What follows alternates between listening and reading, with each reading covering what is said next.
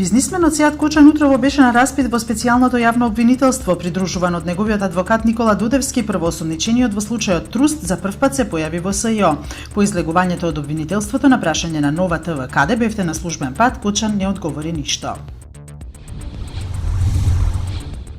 Повеќе од 700 делегати на СДСМ утре на Конгрес ќе избираат лидер на партијата и членови на Централниот одбор. До денеска актуелниот лидер Зоран Заев е единствен кој на јавно објавениот повик се кандидирал да ја води партијата. Рокот за пристигнување на кандидатури е до утре до 11 часот.